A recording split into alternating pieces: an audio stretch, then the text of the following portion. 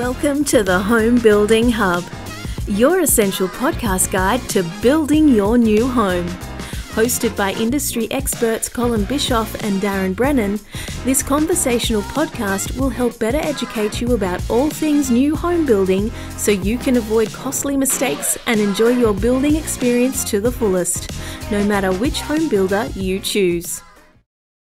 Hey there, folks. Welcome to the Home Building Hub. You're with Colin and Darren, the co-hosts, and we welcome you to another episode. This one is going to be explaining a little bit about specifically the livable housing changes and requirements. So, Darren, we're basically a few weeks now into the new changes, the new regulations, and around 7-star and whole of home and livable housing here in Victoria. And I think we've spent some time explaining what those are in general. But I guess for the sales consultants out there, for the clients out there trying to work out what's changed in designs, we wanted to give you a short, sharp list of the key changes that are impacted as a result of livable housing, just so it better equips you all in terms of when you're looking at floor plans, what to expect, and specifically those as well who want to change floor plans, Darren, a little bit of a checklist for you guys that will help you make sure you're ticking the boxes. So how you going, mate? You're pretty good this weekend? Yeah, going well, mate. Noticed that we've both gone to the same wardrobe, the grey gang hoodie, the grey hoodie today. So anyone who's watching on will catch on to that bit of a gag. But we're looking pretty similar online, mate. But no, going well, mate. Going real well. And it's good to see. There's plenty of questions coming out of the NCC and 7-star changes. We were just chatting about that before we jumped online to record.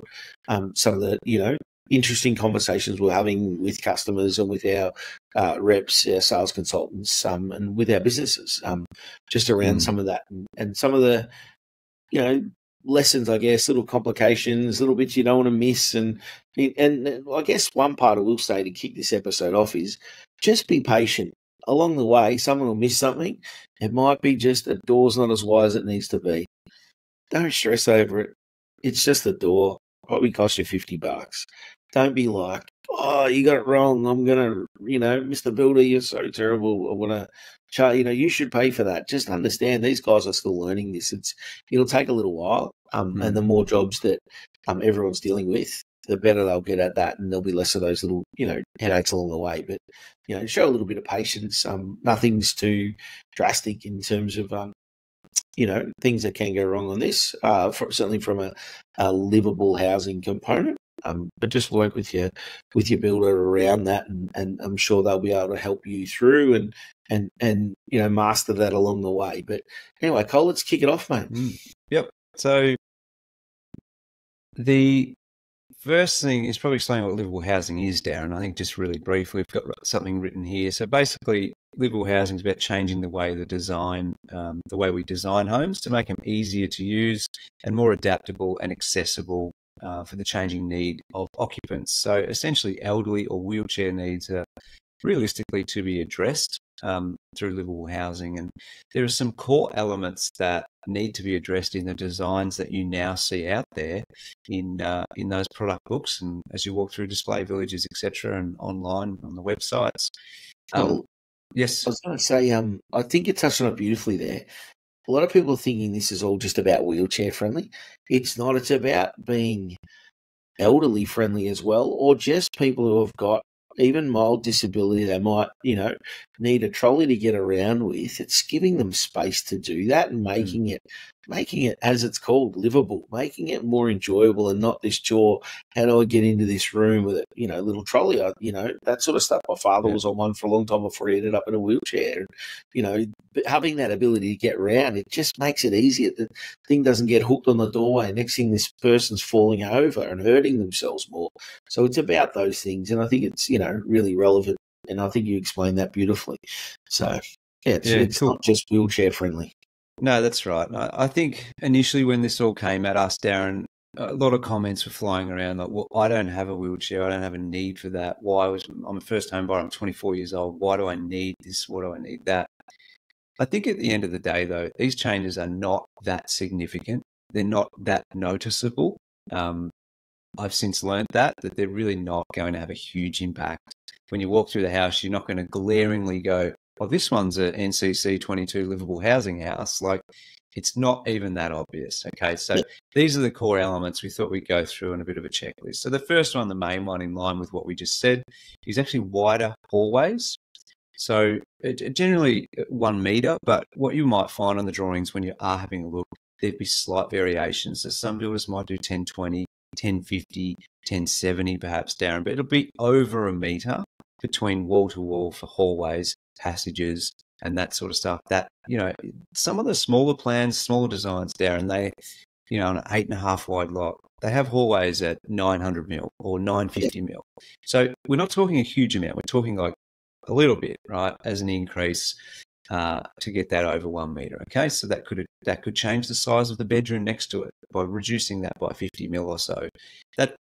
It's minor, but it's still something that needs to be addressed. That's the first one, wider hallways.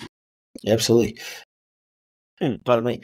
Following on from that, it's 870 doors or wider doors. So 870 or possibly 920 doors. So just enough room again, fits a nice wheelchair through, the trolley through, etc. It doesn't mean all doors. So certainly access from, and if you're coming in from the garage, for example, that'd be one of the doors. The front door, the door to the master bedroom, door on an ensuite, door on a toilet if that's the one that requires access to.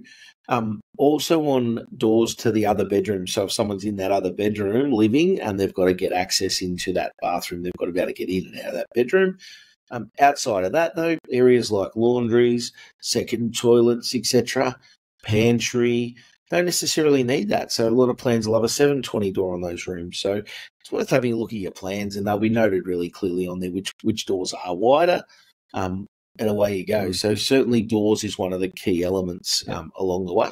I think, Darren, I just got confirmation laundry does need a wider door itself, but I think there's some builders saying yes, some no. So we'll check with the surveyor on that. But essentially all bedroom doors, laundry door, internal access door is what we got. So yeah, maybe check that with your builder for those watching and listening.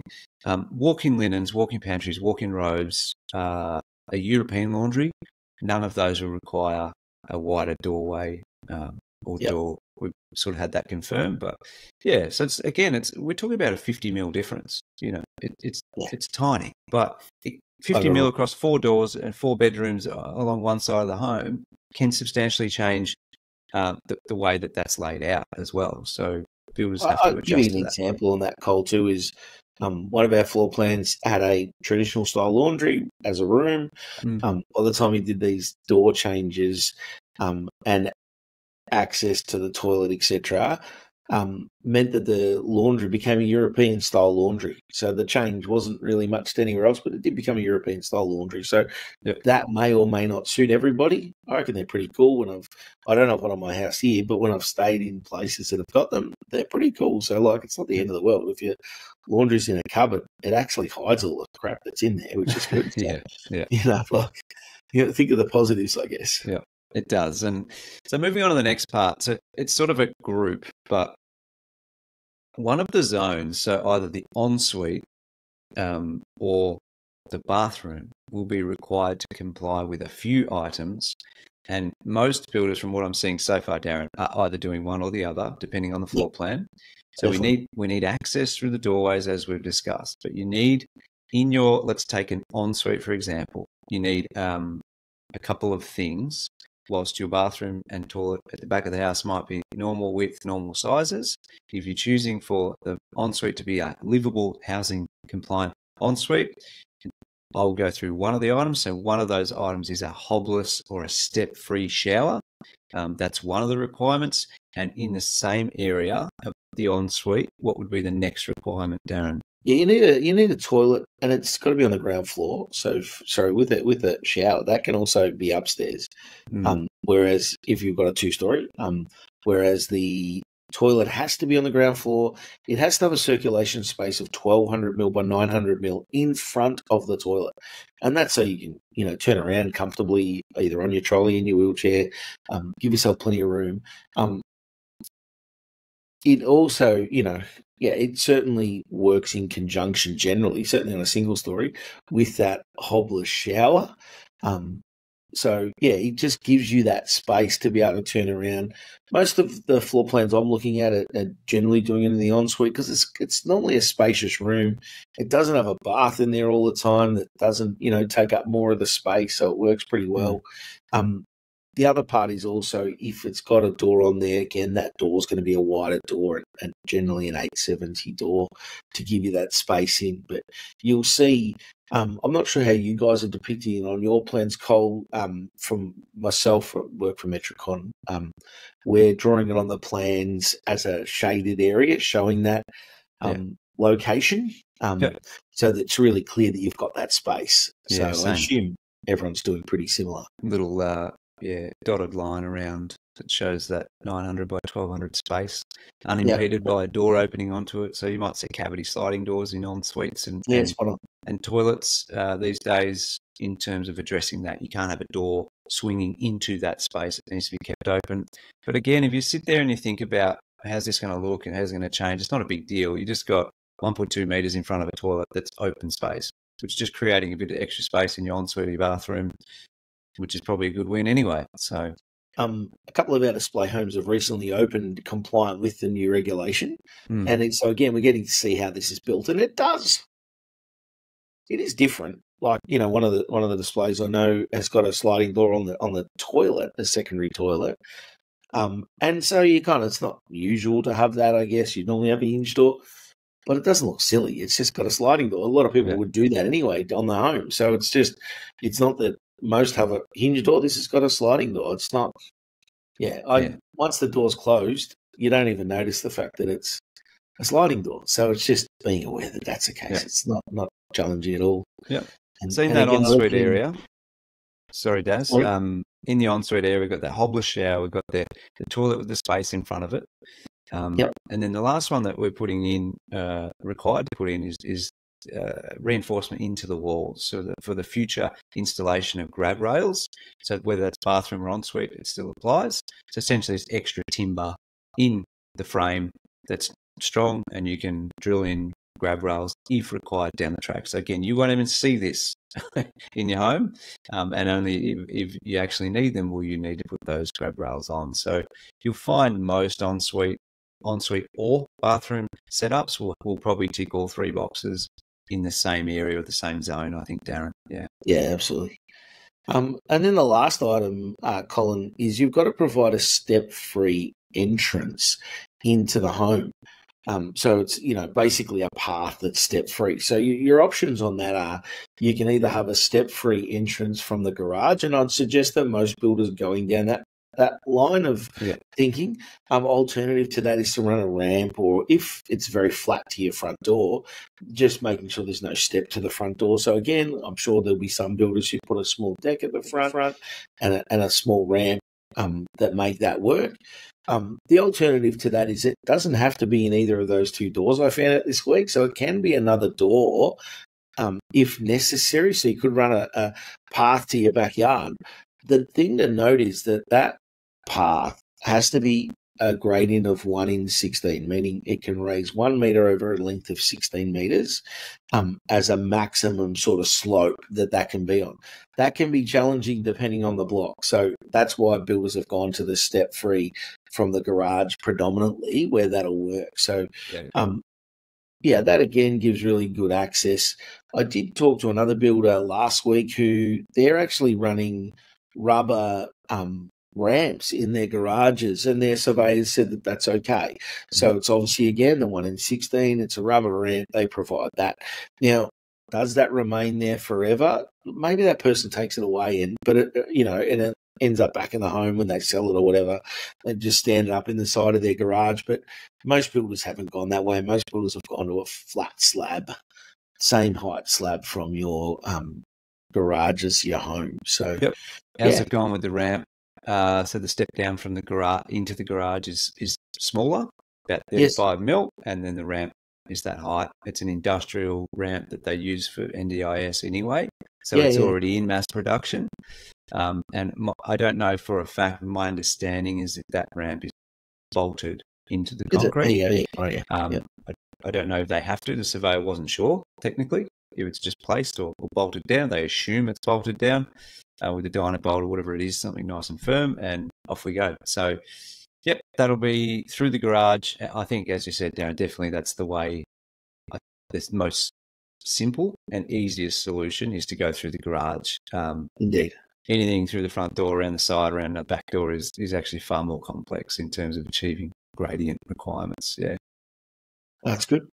Cool. All right. That's the list, guys and girls. So hopefully that helps you. Just a little quick one just to explain a little bit about what we're up against. The sales consultants you're talking to are still getting their heads around this and what you're up against when you're looking at plans online. And some of the builders might have had 100 plans 4 weeks ago, and now they're down to 24 because a lot of the plans they haven't yet got ready in terms of complying with these new regs. So please, as Darren said at the top, have some patience. Yeah.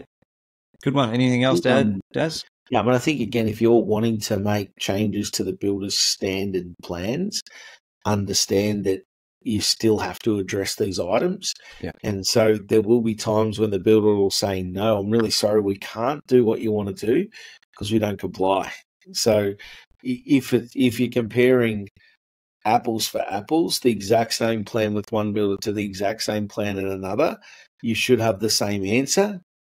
If two builders are copying each other, then you got a problem anyway, because there's a lot of copyright laws out there. So it's unlikely you're ever going to be comparing actually apples to apples. So it might well work on one builders and not work on another. So just be mindful that those things have, will be brought up along the way. And sometimes, like I say, there's a fair bit of learning to go on in this space for people in the industry.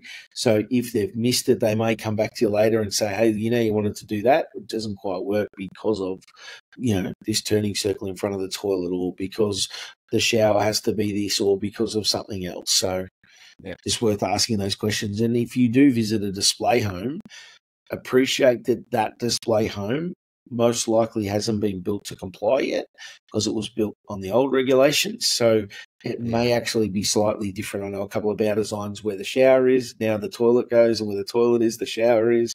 So there's a bit of that swapping going on, or change of just how you enter a room, etc. So some of those things have certainly occurred, and it's just worth asking, will it be exactly the same layout, or has it changed slightly? And if it's changed slightly, show me the plan so I know what I'm getting. Yeah, good point. Awesome. Cool. Well, thank you for listening. Thank you for watching. If you enjoy it, then please jump on, leave us a 5-star review on the platform you're on. Any questions, jump to homebuildinghub.com.au. And if you want to get to know us a little bit better, Darren and myself, while we're doing this podcast, a little bit about our backgrounds, jump back to episode 1, introduction. Other than that, we'll see you guys on the next one. Thanks. See ya. Cheers. Thanks for listening to the Home Building Hub. As part of the podcast, we have to be a little careful to cover ourselves on a legal standpoint. So we do have a disclaimer. Whilst we're all about providing value to you, this podcast should not be considered legal or financial advice. It does contain general information only, and you should seek out independent professional advice on your own personal situation before you make any legal or financial decisions. 1,